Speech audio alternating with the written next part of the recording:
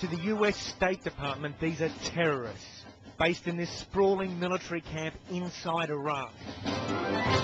Yet in an American contradiction, they are also protected by the US military.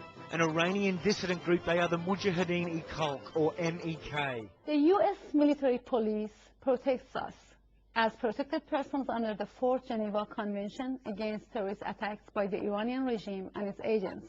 While US intelligence hunts and arrests Iranian special forces said to be training and supplying weapons like these to Shia militia in Iraq, the MEK are American allies, opposed to the Iranian regime.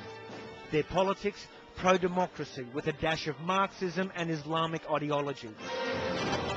To the US, they're valued as sources of much-needed intelligence on Iran's armed forces and nuclear program. But under US law, they're listed as a foreign terrorist organization, meaning no American can deal with them. US banks must freeze their assets, and any American giving them any support, even transport, commits a crime. Yet their regular supply runs to Baghdad are given US military escorts.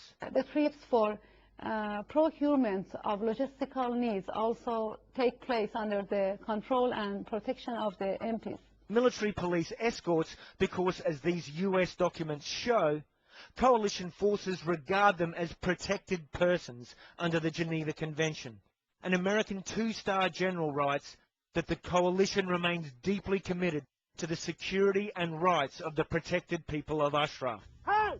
The MEK denies it is a terrorist group. After the US invaded Iraq in 2003, all 3,800 camp residents, including a female tank battalion, were questioned by the FBI or other American agencies. Not a single arrest was made.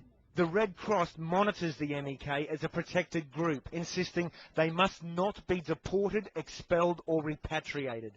So, the US designates the MEK officially protected terrorists. Despite repeated requests, neither Iran's ambassador in Baghdad nor the US military would comment to this story. But Zalmay Khalilzad, former US ambassador, did. We have a policy that, as described, the people who are here from the Mujahideen-e-Khalq as a protected group. One of our coalition partner country is actually protecting the camp where they mostly are, but there is no change in our policy that the Mujahideen-e-Khalq, we still regard them as a terrorist organization. Having fled Iran and operating from Iraqi camps, the MEK spied on Iran for decades. Their movement credited with exposing Tehran's secret nuclear program. In the 2003 invasion, Green Berets arrived at their camp to find gardens and monuments, plus more than 2,000 well-maintained tanks, armoured personnel carriers, artillery, anti-aircraft guns and vehicles. All quickly surrendered under a ceasefire agreement, an agreement that also guaranteed their safety.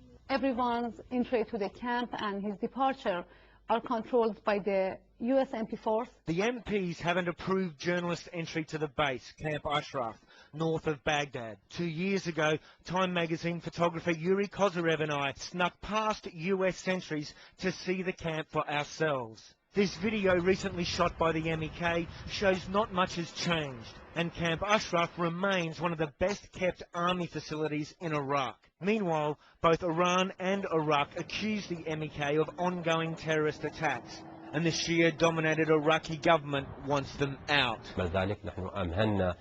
We gave this organization a 6-month deadline to leave Iraq, and we informed the Red Cross as Iraq's national security minister. And presumably our friends the Americans respect our decision, and they will not stay on Iraqi land. The MEK denies launching any attacks, and for now, America is helping them stay. There are counter pressures too. There are people who say, no, they should be allowed to stay here. And as you know, around the world, there are people who have got different views towards them. Different views that allow the US to regard the MEK as both a terrorist group and a potential source of intelligence on Iran.